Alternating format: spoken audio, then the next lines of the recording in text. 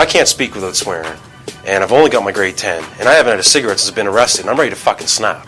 So I'd like to make a request under the People's Freedom of Choices and Voices Act that I be able to smoke and swear in your courtroom. Because if I can't smoke and swear, I'm fucked. And so are all these guys. You're listening to Calling the Audible. My first order of business is to tell the prosecutor to shut the fuck up and wipe that stupid fucking grin off his face because it's distraculating my case. The official Division III podcast for Flag Plus football. You're not buying any of this bullshit, are you? Sit down, please, sir, or you'll be in contempt of court, and watch your language. Yeah, lady, sit the fuck down. The truth fucking hurts, doesn't it, you son of a bitch? Booby sub booby, Ricky. Okay. Whatever. With your hosts, Brent Callender and Peeze, Della. Defense rests. Everybody can fuck off. Except you. So I didn't mean you, but Thank you, guys, Richard. Him. You may be Can seated. you guys get the fuck out of the way, please? Welcome everyone, you are listening to and potentially watching Calling the Audible on www.theunclemikeshow.com, our new home at Coast to Coast Studios. I am joined in studio with the Sam Squench himself, GM Kolethras. It's a reference to a show you don't know, that's amazing. I finally stumped you on a reference. Where can people follow you on Twitter if they choose to do so? At GMKOLE44. It used to be my full name, I took it off. Prospective employers, stalkers, things of that nature. Other guys who write articles who can't spell your name, like Peeze Della, who can be followed at Peeze FPF. I'm not going to spell it because if you can't spell it, I probably don't want you following me. We are, of course, in studio with our producer, the most overpaid man in FPF, Eagle at Master Control. You can, of course, follow him for whatever reason at Eagle FPF. Eagle, he had a rough week last week. We're hoping for better production this week. So far, so good, though, right? Honestly, the reasons you should be following Eagle is if you're listening or watching the show right now and want to live tweet us something relevant. That's a good point. He will get on that. And we already have a tweet from Ryan Reedy, but not related. There's also a tweet from Kendall Myers. What time are the Div 2-3 podcast? The Div 3 podcast is now. So, Kendall Myers, thank you for tweeting. Thank you for watching. Essentially, Div 3 right now, completely wide open. It's pretty interesting because it's not how I expected to go at all. I saw a lot of like powerhouses. I think even in our early discussions beginning of January, before we even wrote a single preseason article or anything, we were just throwing ideas back and forth. And we had completely different teams. We had completely different teams, but I thought you were wrong, and you of course thought I was wrong. But in a sense, it's sort of. There's a reason as to why we had completely different teams, and we're seeing it now. We're seeing completely wide open action. We're seeing a lot of teams sort of lumped into the middle. I released my top 10, and by the way, the buddies, I completely apologize. I uploaded the wrong version of my article today, so the write up for the buddies will be corrected later tonight when I go home and upload the right version. But for those of you who don't know, essentially, Peeze has a template from season to season. Article 1, Article 2 is pre-filled out, and then he just removes names and substitutes for existing teams. And I had written it up for the buddies, but I posted up the article where I hadn't yet written up the buddies. Did your write-up for the buddies say they fell just short in the D5 final? Yes. But No. They fell just short in the D5 final, but are looking to make a statement in Division 4? It says that they fall just outside the power rankings, and they're ranked at like 2 or something. Okay. So that's bizarre. But essentially, I had a lot of trouble picking my power ranking today. And specifically because I felt that a lot of one-on-one teams could easily be there. I felt 2-0 teams could slide just outside the top 10. My 7 to let's call it 12-13, even though I didn't rank 12 to 13, that was like a super hard area for me to pick it. It's wide open, and there's a lot of disappointing teams right now that are 0-2 that you wouldn't think would be 0-2. Absolutely. I mean, and of course, one of them being what we thought would be I was going to say Prestige for a while, but they did win this week. But again, that's disappointing. Zio Frate, which I mean, we'll touch on that later as well. But I didn't think they'd be as strong as you thought they would be coming into the season. They're going 0-2. We have Lassos, who I thought would be a strong team, having a loss and a tie. Not really a great start to the season per se. So I mean, yeah, absolutely. Teams you wouldn't expect at the bottom, teams you wouldn't expect in the middle, and some unexpected names at the top as well. and one of them being the buddies who I referenced early in the show. Wild Boys, they are for me one of the teams that I didn't expect necessarily to come out the gate super hot. They win at 33-32 over the BD Bandits. Are the Wild Boys the real deal, or are they just like this season's giant killers that'll make noise against big teams, do some stupid games, and fizzle out? Honestly, I'm not really sure right now because I have enough weight into both categories to say yes to both for you. Are they the real deal? They're a Division 2 team that has dropped down from Division 3. They have a ton of tackle experience. They're very, very good. They know the league very well. That being said, they could be a product of their schedule. They're very... Well, they faced one-dimensional. They faced off against Prestige Worldwide and BD Bandits. Mm-hmm. And 2 tight games, but they've won both games. And those are 2 of the top teams in the division, or coming into the season what we believe to be 2 of the top teams in the division. So, like you're saying... I think a case can be made for both right now. I think more actual data is required right now. They have a very good team. It's a very, very strong team. I don't know if it's enough right now. I'm a big fan of the addition of Dean Demetrio, by the way. I think he's a very, very underrated player in the lower divisions who's finally starting to see some press. And as GM Kolethras says it, his rating slightly goes up on the website. So you're saying you're not sure if it's going to be like a long-term success or if it's just like a flash in the pan of a couple of weeks? Thus far, the flash in the pan, depending, if you look at the schedule right now, they've had 2 hard games against BD Bandits and Prestige Worldwide. So they've got the Brotherhood, who are struggling, Los Luchadores, who are struggling, Exist, who can't close out games. They've won and lost by 2 touchdowns or less. Solid coming up. I'd like to see that game. I will be there. And then the meat and potatoes comes. You've got you've got Buddies, you've got Bengals, Génie 3D, and OTF. So I think that the real weight of their schedule is towards the middle. So I think it's a little bit early to tell right now because they're facing off against struggling teams nonetheless. Fair enough. Matthew Rennie, he's a great quarterback. Back from surgery. He's been good in FPF. Like you see a lot of seasons in the 40-ish range of touchdowns. Double-digit interceptions often.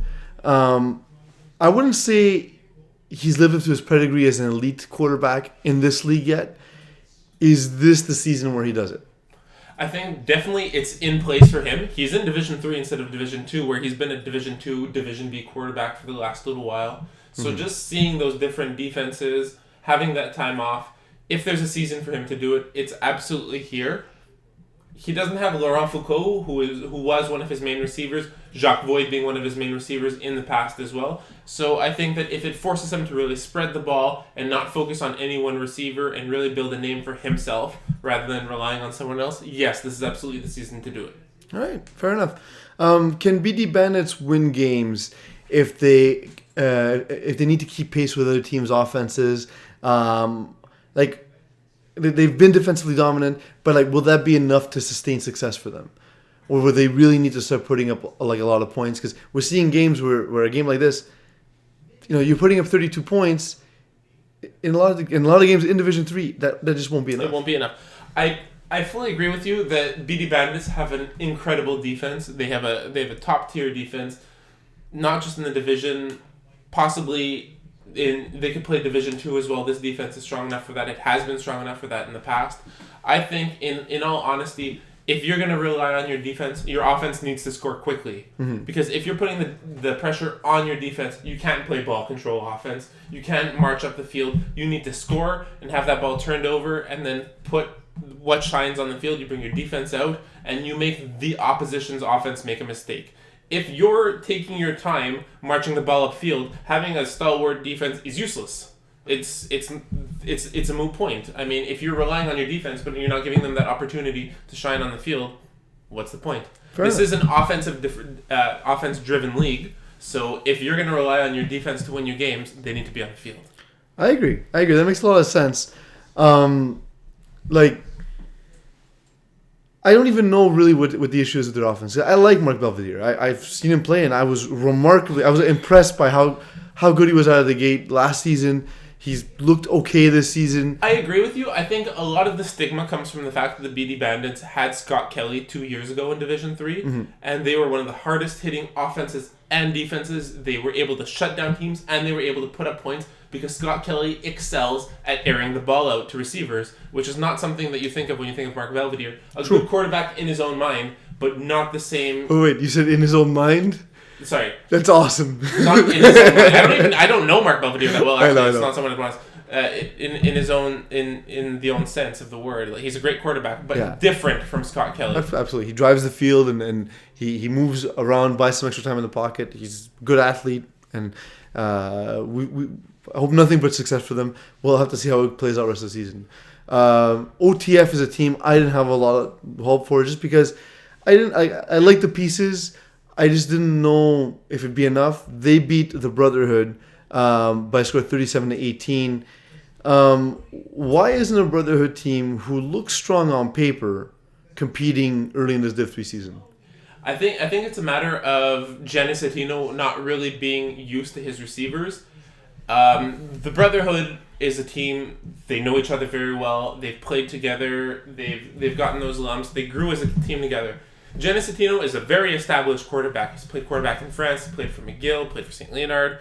He's very much your prototypical pocket passer, whereas the Brotherhood tended with Jamal Gittins, even in the tournament with Vinny Golano, they used to buy time in the pocket, find those open receivers, whereas Gianni's very much take the snap, look first, throw. It's very jarring for the offense. It's not something that they're used to, despite the fact that they are all great players. So I think it's just we're in that adjustment period right now. Okay. OTF showcases the Meshesha brothers and Kendall Myers. Do they have enough depth to compete against the top talent in the division? Considering a lot of these players here, Meshesha brothers, Kendall Myers, Darius Golubowski as well, they're players who are very well known on the defensive side of the ball, being either a no regard or the former top guns in Division 2. Mm-hmm. They're all the pieces put in place. I see they've added Faizan Munawar as well, probably at snap, because that's his natural position as well. I think preseason, a lot of this in our heads came down to, will the quarterback, Daniel White, be up to par for the rest of this team? And so far, it's been quite the case. Absolutely. Throwing only 2 interceptions in his first game, putting up touchdowns. And you asked me a question in my 5 place till halftime of who I thought was a player who kind of didn't get a lot of press. And I think it's because of some other hashtag-related reasons. But Kendall Myers is that guy for me. Because did you realize 36% of his catches are touchdowns? We were talking just before we were cut off by the system. We were talking about players who don't get a lot of press. You were mentioning Kendall Myers. Yeah, and it's in my article. You can read up on it more. But I was surprised as I was doing my research for that part of the article. Kendall Myers, 36% of his catches are touchdowns. And you asked me if I believe that. And I do believe that because I read it. And if I read it, you wrote it. You assumed that I did the research. It's awesome. Exactly. And in that time that we were off the air, I noticed as well, we could probably either cover it now or cover it later, depending on Let's do it now. Why not? Ryan Aridi tweeted us in. He wants to know what 0-2 teams will bounce back. Zue Frate, Texas Bearmans, KGP Champs, the Brotherhood, Rude Boys, or Meta Mayhem. Teams that are 0-2, will they bounce back? I like the Brotherhood. Eventually to figure it out. There's just too much talent not to. I kind of like Meta Mayhem. I'm a bit of a Hollowag homer. He had great success in Division B in the summer. I don't see a reason why not. And then wait, there was 3. There was Zio Frate. There's Zio Frate. There was also Texas Bearmans. Bearmans. That's the one to point out. They had a game in their hands at halftime. They were beating the Bearskins in the very condom themed game between the Bearskins and the Texas Bearmans, which if you're following my tweets you'll know what I'm talking about. But they had that game, and then due to just not having a ton of experience in the team, poor time management, exactly. A lot of disorganization. They're not a team right now. I saw them play week 1. They're not a team I would buy a lot of stock in. I think that they. But I see them in the last 5 weeks maybe making noise. You know what I mean? Like maybe just like either sneaking into the playoffs or like, you know, just being that team that just doesn't make it. And you're like, it sucks. Division 3 is very deep right now. I do understand and I do hope all the best for them. But right now there's a lot of teams that'll be left off the cusp, and so I think they're going to be one of them right now. Fair enough. So, do you think Zio and Frate is going to be that team to come bounce back? Yes, absolutely, without a doubt. They lost this week 25-24 to Le Baudet. So they've lost 2 games by less than a touchdown. Now, we disagreed before the season. Do you still feel that they can compete? My feeling is that they won't score enough in Division 3. They were successful as the Knights when Division C didn't have great quarterback play. Division 3 seems very quarterback heavy by comparison.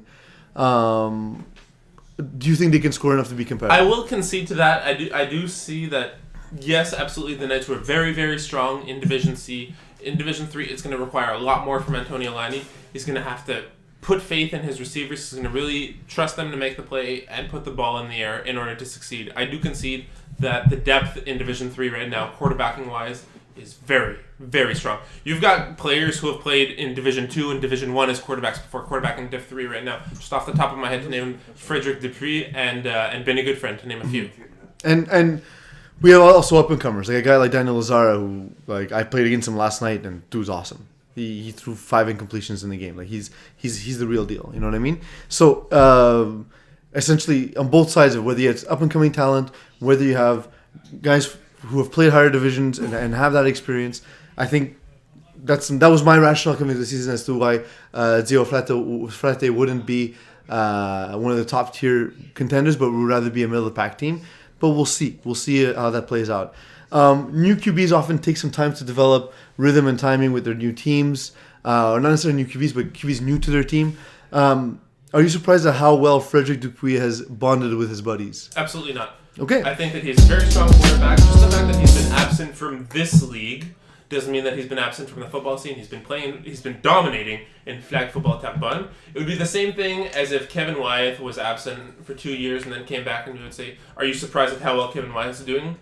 Not at all. Well, you put Kevin Wyeth on any team. Even there was a team back in 2009, the Pac-Man, who were terrible. Brought in Kevin Wyeth, brought them to the semifinals. Went from a winless team to the semifinals. True, but I mean, you look at a guy like Jenny. That's not to say that Les Buddies are a terrible team. No, they're not at all. With they have a stalwart defense. Their offense is great, and having a player like Fred Dupree, who's very experienced in the football scene, he's seen higher division defenses and can adapt to them. I think that he's the right person to slice and dice in Division 3. Absolutely, and we learned today that Julien Payman will not be rushing for them this season. He's on the roster, but it doesn't look like he'll be able to make it to most of the games. But I think that they're athletic enough that they can find a guy. They're finding guys to fill in. They're rotating guys on defense. We're going to take a break so that way when we come back, we'll talk about each team in the division. You'll give us a quick definition of who they are, and hopefully it'll make more sense than Science Hour with Duke.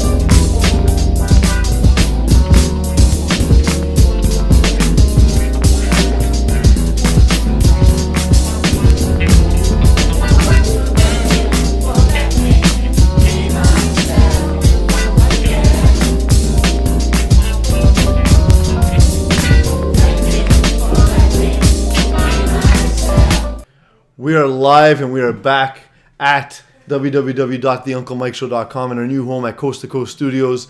I am Peeze, Della. You are Jim Kolethras. You're smirking because you got a text or tweet or something. I got another tweet. Which Ryan Aridi has been abusing this, which I'm totally fine with because it proves that we have one person listening. At least. Which is one more than most. Yeah, we have another tweet in question, and obviously he wants to pit me against you. Who will finish with a better record this season, Moose or Salid? Moose. Why? Because we're awesome. And because you don't play Salid. And we lost our only game this season, so it's fine. Okay. That's it. I assume I'll win every week. That's all it is. So that's it. So anyway, very very good. I'm happy for you. You're back too. Calling the Audible. We are of course in studio with the Eagle at Master Control. If you want to tweet the show like Ryan Aridi is doing, you can do so by tweeting at Eagle FPF. We're joined by Slow Khan himself. He is taking a nap on the couch, doing what he does best. When I first started doing the podcast, I didn't really have a personality for myself, so I decided to copy who I liked on ESPN radio, and it was Colin Cowherd. And I hadn't listened to the show for a couple of years now, but I listened not long ago, and he had something where he said, good teams are able to define themselves in 2 words. So I thought it'd be an interesting exercise. Let's see if we can define each of these teams with 2 words. So we'll run down the full gamut of teams.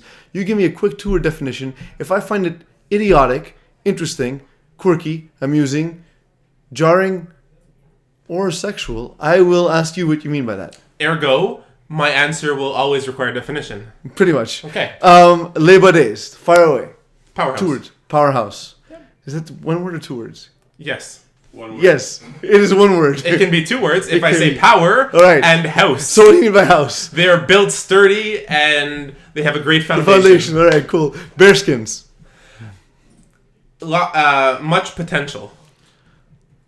Much potential. Okay. Yes. So I think that Such wow. Such wow, yes. I think that the Bearskins have a lot of potential to do really, really well. They have the pieces in place, and they're going to go places. It just might not be this season. Fair enough. Snatchers. Dagenet quarterbacking. That one needs no explanation. Zio Frate. Quarterback depth. We touched on it earlier. Antonio Lani needs to just elevate his game, and everything else will fall into place. Texas Bearmans. Not D3. Fair enough. I hope not, though, because honestly, I really like watching him play. I really do feel too. him. I really love the style of play. Adam Singara is a great quarterback. It was his first year in the league last year. He did very well with the then Kingdom, and I just don't know if they have enough organization. I could have said lack organization and not rattled as many cages. But it would have been less fun and not as entertaining. Pastor Prime. Very good. They're Okay. a very experienced team. I think that anyone who doesn't take them seriously is going to be in for a world of hurt. Reference week 1. Monsters. Surprisingly good. I don't know if it's surprising. Honestly, I'm starting to buy in. I was a hater last season. Kind of had to bite my tongue. Eat crow, whatever expression you like to use. But I'm kind of getting there. I'm kind of getting there with Monsters. Predators. J Flo? Is that 2 words? Jay and Flo. Honestly, this team does go up and down depending on how James does play. It's very built around him on both sides of the ball, but he's surrounded himself with a lot of good talent. There's a lot of great off-season pickups. I mean, Kenton Lowe is back in the squad. Nick Jean-Tronvalet is there as well. Eagles' 2 words are missing Lovelace. Not Linda Lovelace, for those of you listening, but Darnell Nice. Lovelace. Can I have 2 words for Predators Yeah. or for J-Flo specifically? Eventual choke. Let's go to Solid. What are your 2 words for Solid? Lacking defense. Okay, I was gonna say lacking speed. Okay. ¿Por qué no los dos? All right. Why not both? What? Why not both? Yes, Yeah. it can be both. Absolutely. KGP champs. Off-season losses. I would say underwhelming. Okay, off-season losses, I mean... they But had- whelming is not a word, so it's just 1 word that I use, but that's enough. And since I have another word to spare, can. Okay. As in tin can. I think they had a great season in Division B last spring. I think the losses of Bertoldi, the losses of Nardone, the losses of Papic have really, really hurt the squad. Fair enough. OTF. Still unknown. What do you think it stands for? On the fence.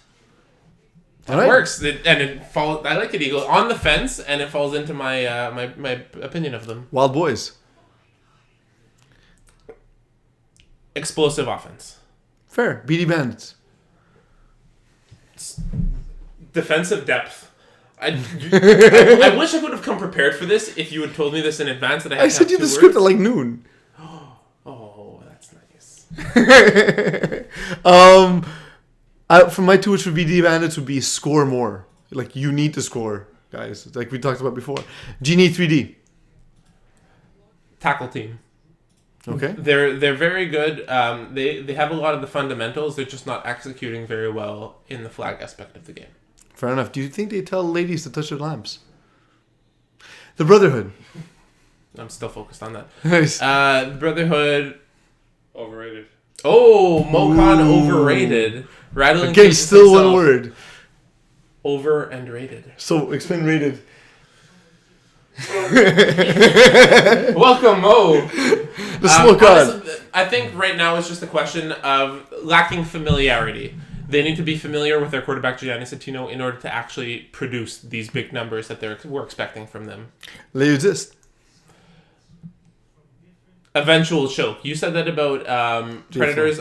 I will say that about Laserdisc. They're honestly the most talented team in Division 3 that find ways not to win. That's accurate, very accurate. I was gonna go with Hugo Henderson.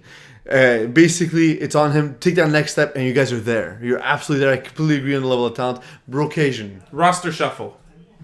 I like it. Moose. Paolo weakness. My 2 words are very accurate. Sea Assassins. Sea Assassins. I don't know what to make of this team right now. I don't even have an opinion right now. I saw that they lost to a Moose team with...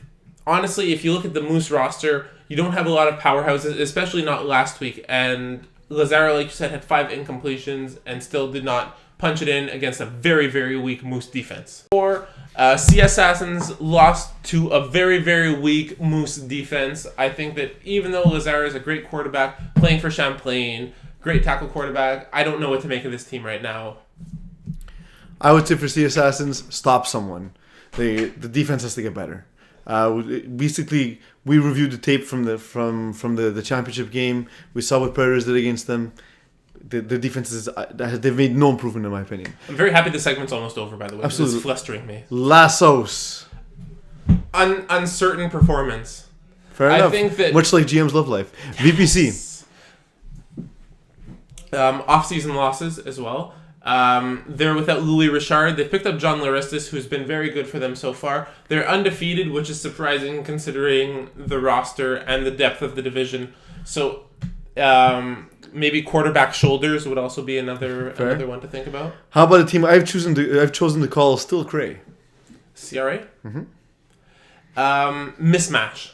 This team so far is another really, really strong team. Oh, we've gotten a tweet in from Kendall Myers. It's a picture of a fence, which means that OTF is on the fence. On the fence.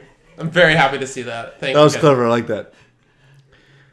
My 2 words for Still CRA is Pease's favorite. They're my favorite team. They're the sweetheart I've fallen in love with. They're the one I'm taking to the ball. What do you think about Prestige Worldwide? Early disappointment. Honestly, this was a team that won in Division 3 last year. I get that they're without Anthony Como. Alex Lever is a good enough quarterback to be able to adapt. Como didn't really play on defense. He was the middle linebacker, great tackler. But right now, they've lost their games, and the plus-minus leaves something to be desired right now. Meta Mayhem. I missed Rude Boys, but we'll get back to that in a second. Meta Mayhem. Sudden disappointment. We had high hopes for them. They're a great team. They played together in the off-season as well. James Nowakowski, Alex Hollowak. They have everything in place to be successful, but aren't right now. Fair enough. Rude Boys. I really like the Rude Boys. I just think that right now they need to pick an identity and go with it. They start some games with Eugene McLaren. They start some games with Dominic Tossi. Both QBs have a similar but different way of doing things. I think they need to pick one and stick with it and bring back their eventual success. My 2 words will be spell check, in that you drive my spell check crazy. Spell your name properly, and I'll write about you more. Los Luchadors. Roshdi Ben Applicator. Okay. So I think that right now, this team, there's not a lot of players on the team. They only have 8 guys. I think Adi Sharma and Rashid Ben Applicator are going to have to come up with game plans every week to make sure that they can really shut down opposing offenses to keep their own offense in the game. Bengals. Very mobile. It's very difficult to keep Jameel Springer in the pocket right now. I think that they're a very good team. They lack a little bit of organization, but the fact that they have such raw talent is enough for them to get by so far. And I like how you're not asking me to define it. I'm just taking it upon myself. Yeah, just go with it. Mongoose. Still unsure. You have the seasons where Mongoose are absolutely dominant, And you have the seasons where Mongoose do terribly. And when they're dominant, they win. They win a championship. They've won 2 championships that way. And there's times where they haven't even made playoffs with a winning record. So I think it's still too early to see. The regiment. TCO 2.0. Fair enough. My 2 words are Brent's fired. Les Bleus Branleurs. Once again, I'm going to say it has to be said, not D3. Fair enough. Brent, GM, what are your final thoughts? On the league in general, the division in general? It's your way to close off your part of the show. My way to close off the show is that I'm happy to be here. It's going to be a lot of fun, especially if you don't stick me with a segment like this next week, which you're going to do now, by the way. Every week. I have no illusions about it. So, as long as I don't have to do 2 words on the spot, we're going to be fine. We're going to do really well together. Between you and I, we will see the bulk of the games in Div 3, so we know what we're talking about to a certain extent, not to toot our own horns, but we still do love to be proven wrong. I wish I could toot my own horn. I'm going to go... You just told me Moose are going to do better than Solid. No, I meant physically. Oh. And I'm going for 1, going for 2. I'm going to go for 1 this week. Am I going for 1? I just want to give a shout out to the FPF community. When we got that picture posted up from Travis Moses, there's been an overwhelming amount of support from him, and he plays for a team, of course. It's somewhat infamous that I know he doesn't even play in the division. I know it's not a team in our division, but I still felt the need to talk about it because it was absolutely amazing to me to see the amount of comments, the amount of support thrown towards a guy who's been involved in altercations, who's had issues with other players, but still, just to see the community pull together, it's absolutely amazing. And guys, you show every day why this is more than just a recreational league. It's a lifestyle. It's got to that point where it doesn't make sense to anybody who doesn't play in this league. But if you play in this league for 5 seconds, you know what it's all about. It's a community. It's a family, and it's really fun. It makes walking down the sidelines fun. It makes talking to you all fun. It's been a great time. So thank you all. Thanks GM for joining us. Thanks Slowcon for sleeping on the couch. Thanks the Eagle and Master Control for turning my knobs. And of course, thank you all for letting me be myself.